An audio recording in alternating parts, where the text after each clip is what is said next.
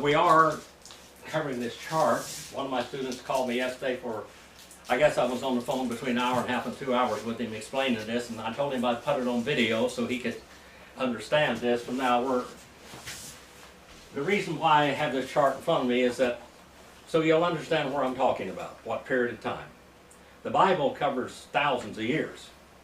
And so when people, and a lot of times, and I know Sharon and a lot of you out there, Don in Wales and New York and all over the place, Australia and New Zealand, you know that most pastors and most churches really don't teach in depth. They just kind of make people feel better and they go on home. And they preach a little gospel. But what we do here is we teach you the Bible and about God. We teach you who God is. And this is a real church. It's Discover the Word Missionary Baptist Church. It is Baptist.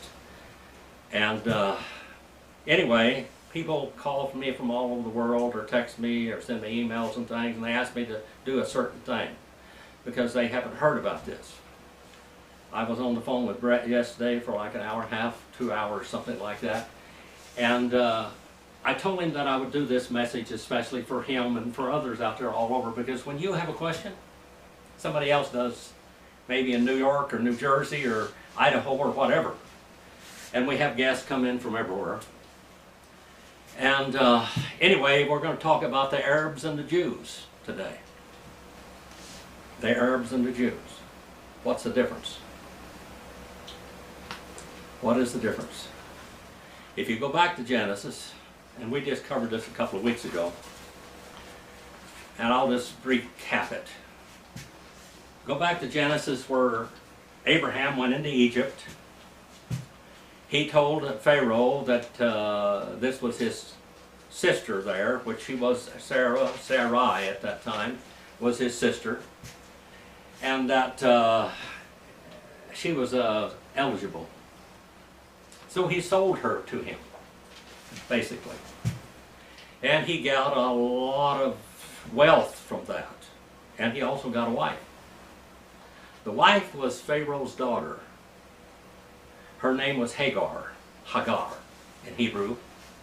And it means wanderer, but she was a princess of Egypt. Now he gave his wife, basically traded her, used wife salesman pretty much, you know. And with Pharaoh, Pharaoh was innocent. He was totally innocent. Well, God appeared unto him in a hypnotic dream. And he cursed his house. And let him know that this woman that he was going to take as his wife. Now, you have to realize back then that when you were going to marry a wife, especially if you married in royalty and everything, they would let her go through her monthly cycle, and then they would cleanse her, and they would perfume her. Sometimes they would be preparing her for marriage for 2 or 3 months. And she was going through this process. She hadn't been with him yet. They hadn't consummated the marriage, but anyway, he comes to Abraham, and his name was Abram at that time. Abram means the daughter father, Abraham.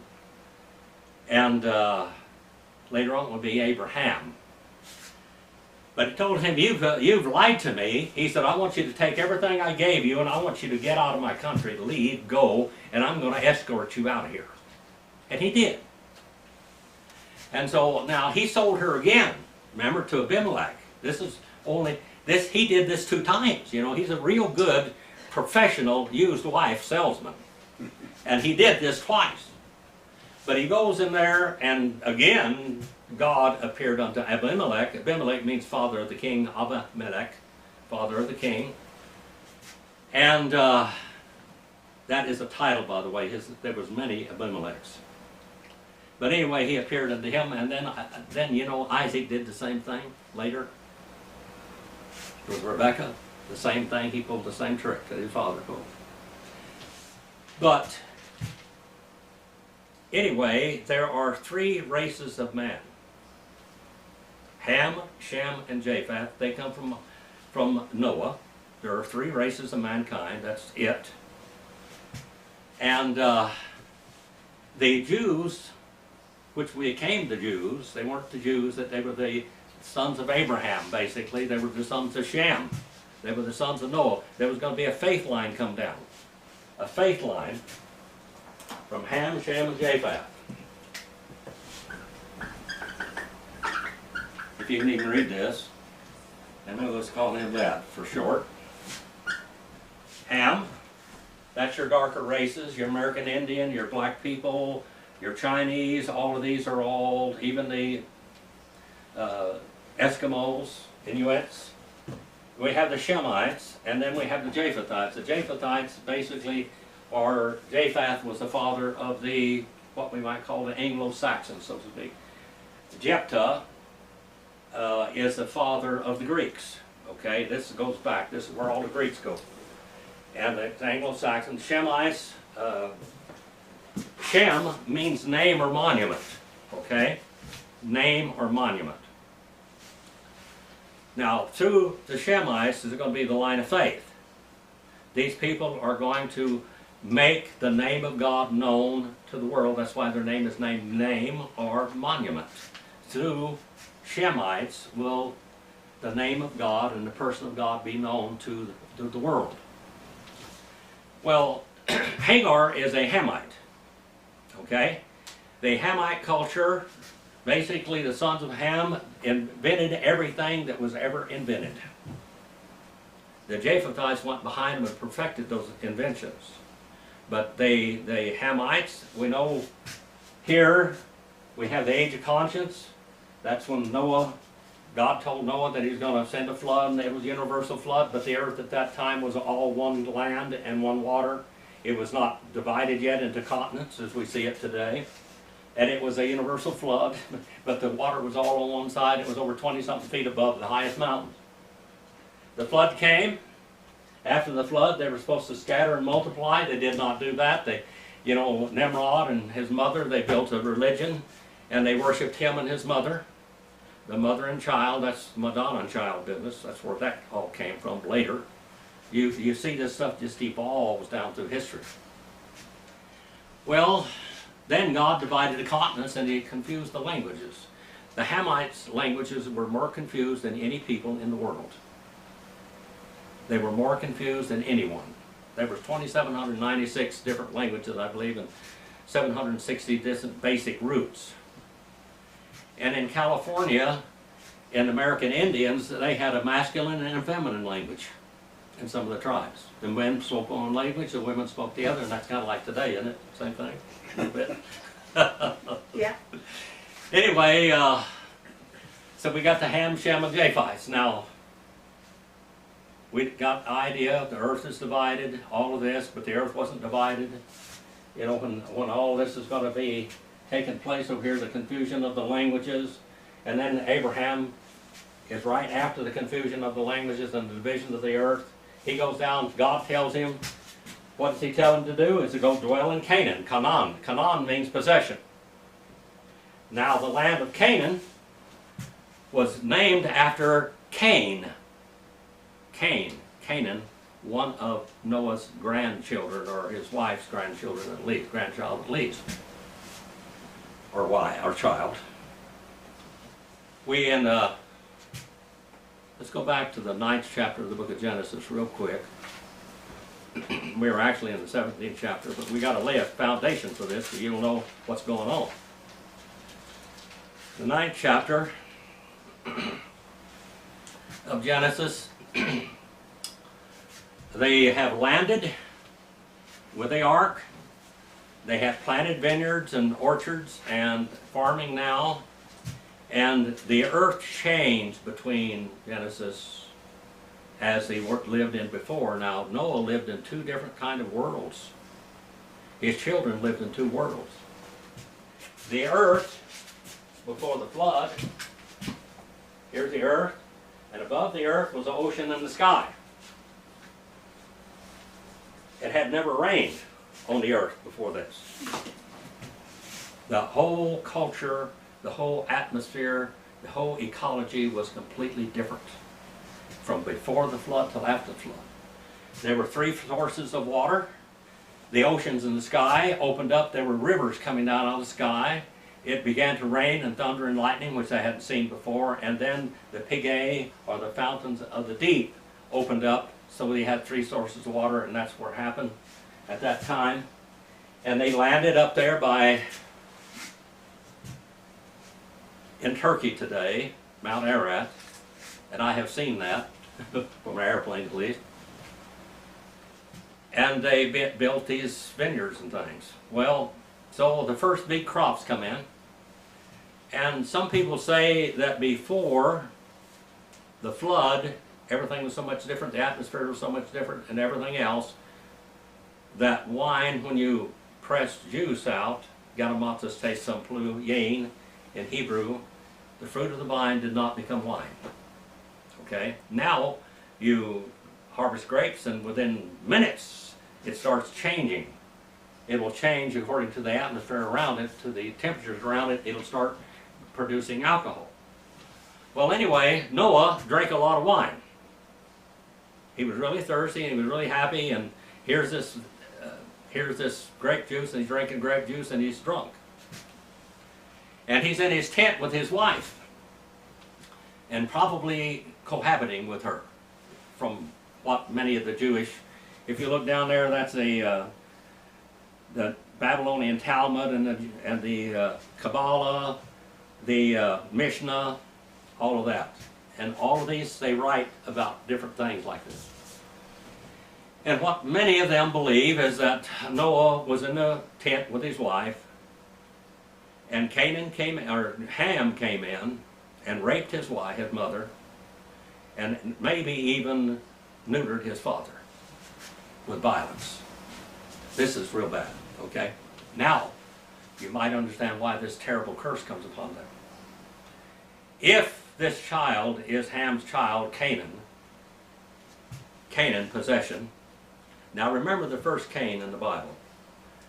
Adam and Eve had a child, and the firstborn was called Cain. Cain means possession. Eve said, I have gotten a man, even Jehovah, I have gotten a Messiah. She thought that God promised him a Messiah, Genesis 3:15, and so she thought she'd gotten a Messiah, and he became a murderer. And he murdered.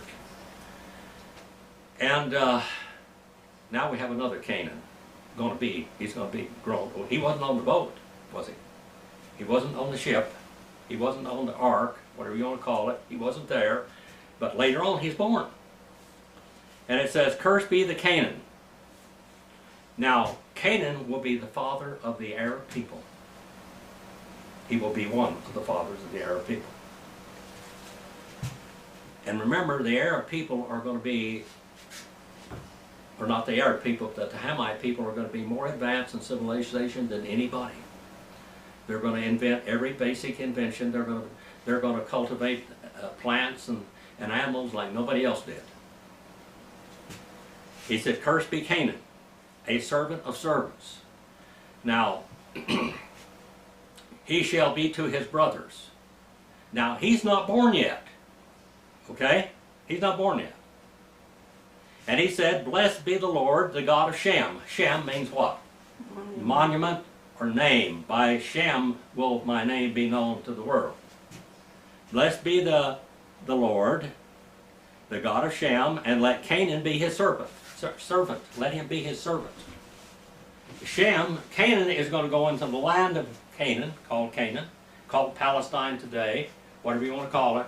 He's going to go into that land, and he's going to develop the land. He's going to have farms. He's going to have orchards, great vineyards, and all of this, all these big fields. He's going to clear all this and everything else, but he is going to be inherently bad.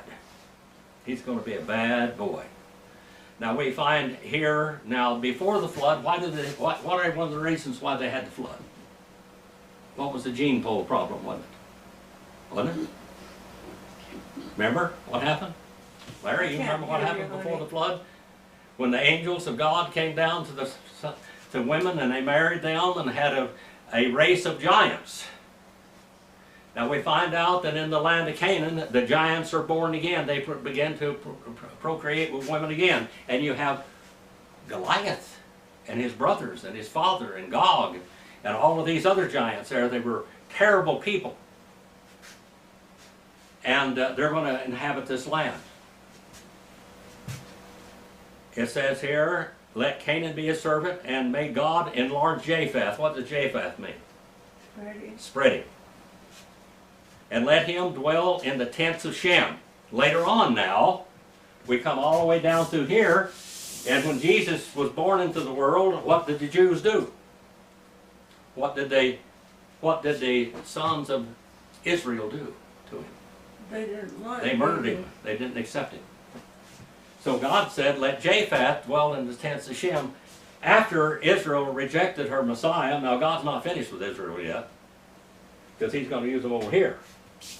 But he sets them aside, and Japheth, the church becomes a Japhethite church. And it spreads all over the world. And so we have the Japhethites bringing forth the gospel from that period of time on. The first churches, the church that Jesus founded and called out from the seashores of Galilee was basically pretty much 99% Jewish, because there were non-Jews that were in that church. The church had already begun. It wasn't begun. A lot of people start the church on the day of Pentecost. The church started at the seashores of Galilee when he called it out. The word church means ecclesia, ekkalio. And it means one's called out. And when did he call them out? Seashores of Galilee. All right. What happened on the day of Pentecost? The church was consecrated, and the Holy Spirit came to dwell and administer in that church.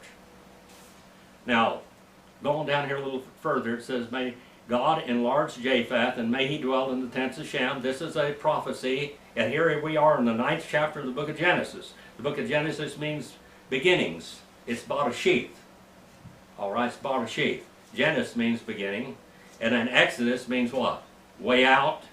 Hanteo in Indian, it means the way out. Or Exodus, Exodos, the road out in Greek. It's the book of Exodus is named from Greek, not from the Hebrew. Hebrew is We'le Shemot. So they let him dwell in the tents of Shem. This is prophecy that's going to happen for thousands of years now. And let Canaan be his servant. Let Canaan be his servant. Noah lived 350 years after the flood, and so all the days of Noah were 950 years, and he died. Wehemoth is the Hebrew word. He died and stayed dead. Wehemoth. And now these are the records of generation Shem, Ham, and Japheth. And he tells us in the 10th chapter we have the racial table. Now let's go back to Hagar. We started with her, but now we know where Hagar comes from. She comes from, if you go on the racial table, the 10th chapter, you're going to find out they go down into Egypt. And they're Hamites, sons of Ham. And they built tremendous civilization down there, tremendous civilization. Some people say that they had help from the Nephilim again. Whether they did or not, we don't know, but that's what some people say. Now, Abraham and Sarah didn't have any children yet. She was upset. Sarah means what? What does Sarai mean? Contention. Contentious. She was ornery. Real ornery. She was ornery. Now, it comes from the name for princess, and it all means for prince. Now, how does a prince become a prince and a king? By war. Okay? So that's that's what her name meant, warrior, or contentious, a fighter. She was a fighter, and she was always picking on Abram and telling Abram, I don't have any children, and it's your fault. So she gets upset one day, and God's promised him, promised Abraham that he's going to have a lot of kids. He's going to have children that you can't number by the sands of the seashore, the stars of heaven. Have you ever tried to count the stars, especially up here in this high country? It's pretty much impossible. Abraham has had billions of children. Literally billions of children. Almost everyone can trace their DNA back to Abraham. I can. I'm mostly Indian, but I can trace some of my DNA goes right back to Abraham. We all go back to Noah, and we all go back to Adam, don't we? Everybody's related to everybody. But there are certain groups in here that's going to be cursed. Now, why did he curse Canaan? one of the reasons what Israel was supposed to go in there and land, and they were supposed to kill all the women, children, animals, everything, because all of them were infected with sin. I mean, venereal disease, everything you could think of. They had the staph infection, all of this in that area. And was many of it, a lot of it was because of their habits and their traits. And anyway, so Abraham, Sarah tells him, Sarai tells Abram, actually, their names hadn't been changed yet. I want you to go take Hagar as your wife, like you were supposed to. Now, Abraham, instead of marrying Hagar, like he was supposed to, and that was a political marriage, and that way their children wouldn't fight with the Egyptians, the sons of Shem through Abraham would not fight and war with them because they're all family. And so she said, I want you to marry Hagar. She was his wife. She became his wife. And she was being castigated heavily by Sarai. So she runs off. She goes out in the sticks, and she's sitting there crying because she'd been mistreated by her master or her mistress. And she's crying out to God, and God said, I hear you. This is Jehovah. Jehovah, the Old Testament. Jehovah, the Old Testament. Jehovah means he who shall become. John 1:14 fulfilled that. It says, what is it in Greek, Marilyn? John 1:14. Kai, ho, logos, sarx, agenitor. Thank you. And the word there is a Hebraism. It says, and the Jehovah flesh he became, and dwelt among us, and we beheld the glory of the only begotten of the Father, full of grace and truth. So, Jehovah himself, in his pre-incarnate Christ, appeared unto Hagar. And she called him the Lord her shepherd. That's the first person that ever coined. You know, David said, the Lord my shepherd. Psalm 23. But she coined that phrase first. He said to her, I've heard your voice, I've heard your cries. And when you have this child, he's going to be a son, and you're going to name him. God named that child. That child named him Ishmael. Ishmael. Ish means what? Man. All right? And what else does it mean? It also means Shana, which means to hear. God has heard you. God has heard your prayers. And you shall name his name Ishmael. God has heard my prayers.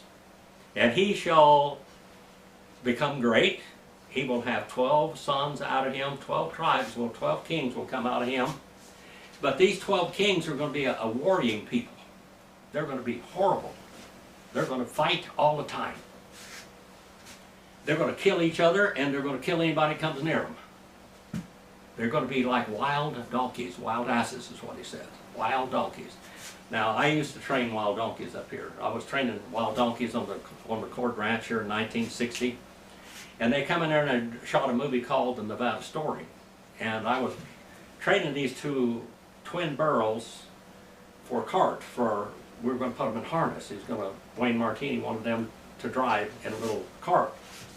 And I was right there beginning to train them. I have never ridden them. I was training them to drive.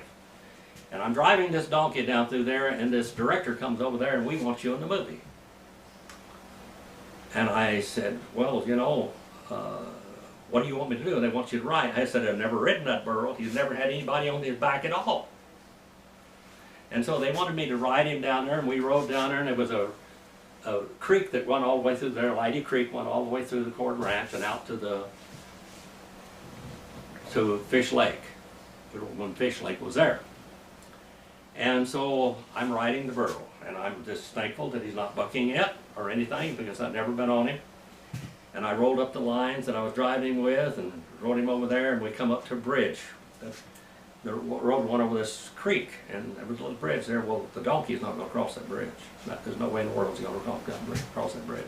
I said, he's not going to cross that bridge. And he said, that's all right. And they picked me up and the donkey both and put us on the other side of the bridge. All these grips, or whatever you call them, best boys or something. And I get over there in front of the court mansion, and they wanted me to make him trot. So I get over there and start kicking him a little bit, and he throws me. He throws me up in the air, and I land flat on my back. They said, get on him again. I got on him again and trotted him across in front of that mansion. It was in the movie. But donkeys really fight you. They are ornery, wild donkeys. Now you can get the donkeys from Europe and Asia, and all of these donkeys are real gentle. But the ones we have here and the wild donkeys there are inbred, and they are wild and they are mean.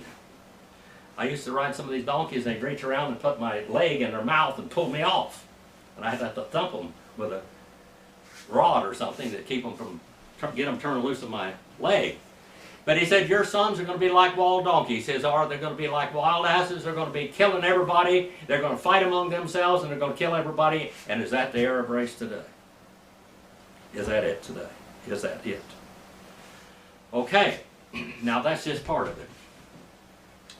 So now, you know, Muhammad came along about 670 AD. I have that on the church history chart. And he invents a different God than what Abraham had. Now, when Ishmael was 13 years old, Abraham circumcised him. And the circumcision was a sign of the covenant at that time.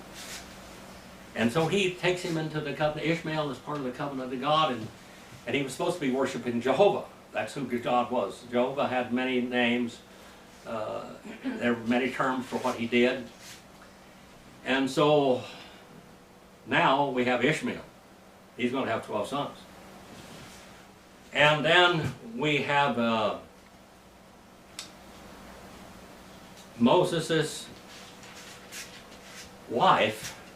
Well, we're back over here now, see? We're here in the age of the promise. Moses' wife was a Midianite.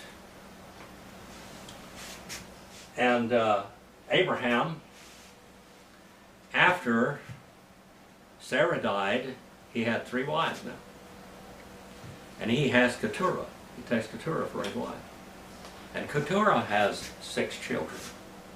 And all of them become princes.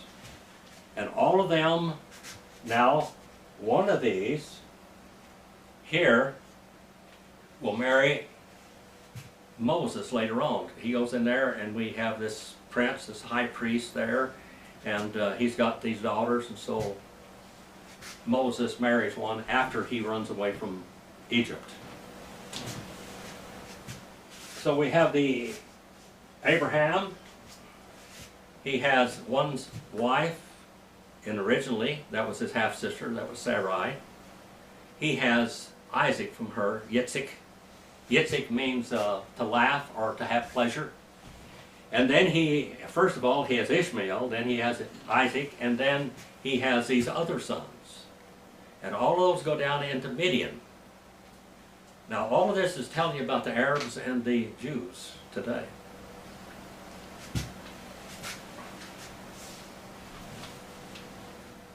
Anyway, Abraham has 3 different wives.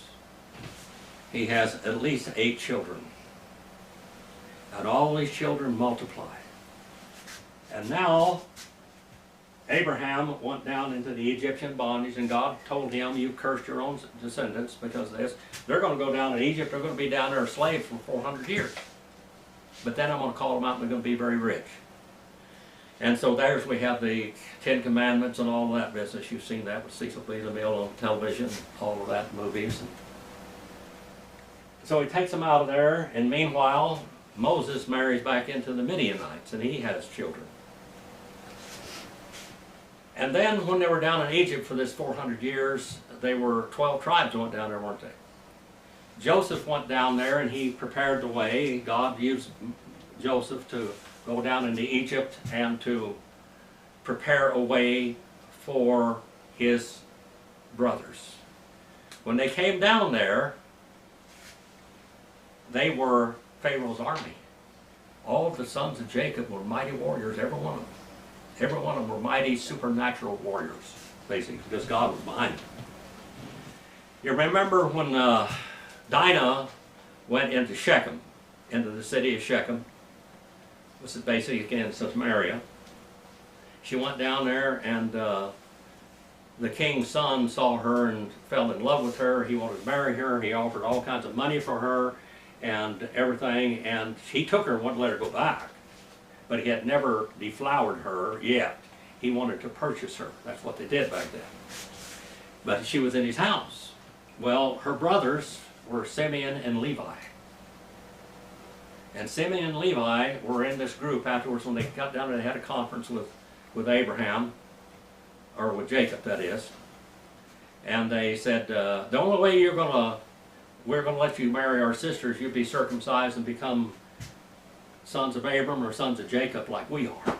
You're going to be in the same religion. So they did it. After 3 days after they were circumcised, they attacked them and killed every one of them. And Jacob hated them. He hated those boys. And he said, you won't have any inheritance like the rest of them. You're sons of Hamas. We have trouble with Hamas today. You are sons of Hamas. That's what he called them.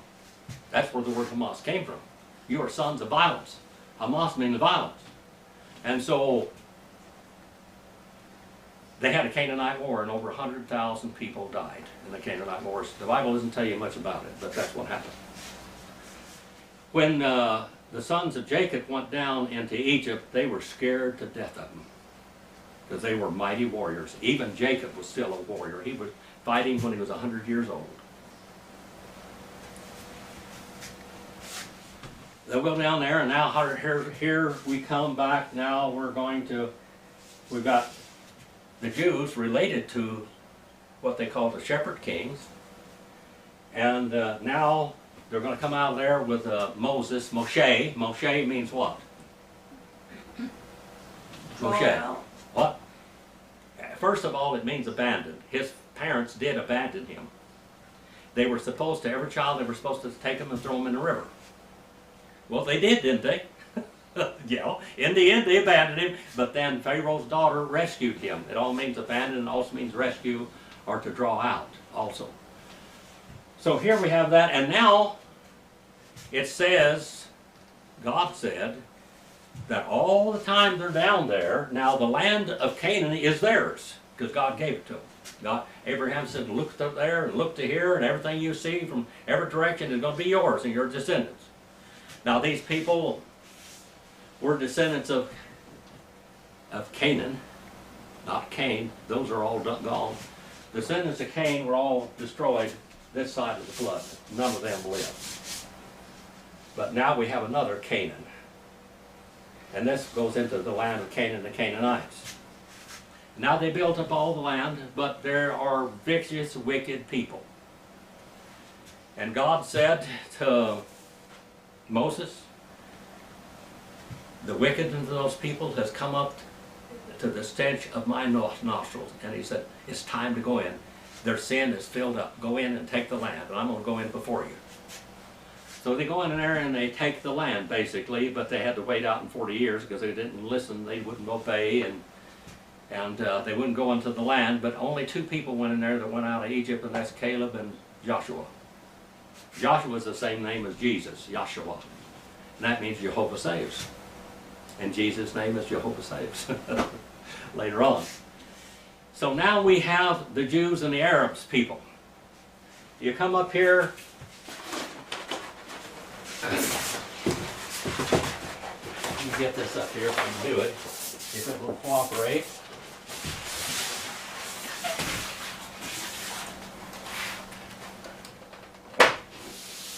This little chart is basically the history and evolution of theology and religion. Now, the Arabs, after Jesus was crucified, the Jews were scattered. The dispersion of Israel, Ezekiel 36, 16 through 19, but it says that God's going to regather them back again into the land.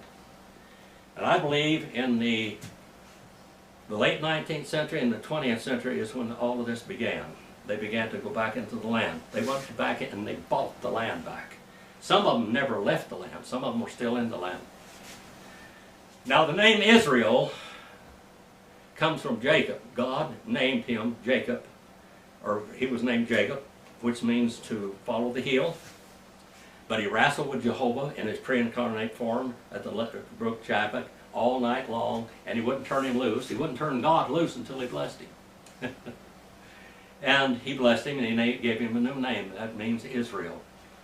Every time God refers to the sons of Jacob, he refers to the sons of Jacob, but when he uses the term Israel, that means the covenant people.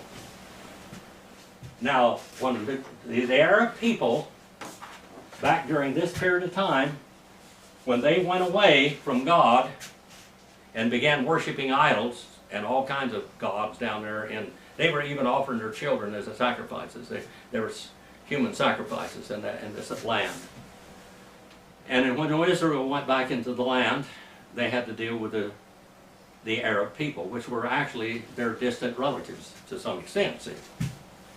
So the Arab and the Jewish people today are still fighting. Not so much because of the Jewish people, but because God said the Arab people would be like wild donkeys fighting among themselves.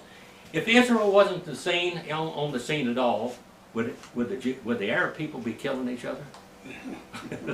What does history tell you? And then we come along here, and 610 AD, we have Islam started. Muhammad was born about 570 AD, if he really existed. Some people really doubt that he's just a mythology, this mythical character. The oldest history of his life is right there. The life of Muhammad, the Apostle of God, by Ibn Ishaq. And he tells about all the things he did, if that's really true. He was the most murderous person that ever lived. But he established a religion under one God. But he called the God not Jehovah, but he called him Allah. And everything in the Bible that's good is bad in Islam. Did you know that? The mark of the beast is good in Islam. The mark of the beast in the Bible is damnation. The beast in the Bible is bad. The beast in Islam is a savior, so to speak. And the Isa, or Jesus, in Islam is not the Son of God at all. The profession of faith in Islam, there is no God but Allah. He has no companion. He has no son. And Muhammad is his messenger. Now they have set aside the God of the Bible altogether. And they began a history of violence again. And these people, they go, in every nation they go in, they don't come in there and they make converts by preaching like we do. They go in there and make converts by holding the sword to somebody's throat. And they did that in India, they did that in Egypt, they did it every place they went, and then we come into the Ottoman Empire later. Basically the Ottoman Empire dissolved in the 1920s. But many people believe that it will rise again, and they will send out settlers in every nation, and these Muslims will rise up and cause internal revolutions. This is the fifth column. And that's the history of the Jewish people and the Islam and the Arab people. They are cousins, but the promised people, Islam, later on with Muhammad, even with Ishmael's children, they all went away from the God of the Bible into paganism. And when they did that, they lost their covenant relationship with God. It's over. Our Father, we send this message out for you for your honor and glory. Please use it wherever it goes. Help people to understand your word and who you are, and even the world today. Please forgive me where I fail you. In Jesus'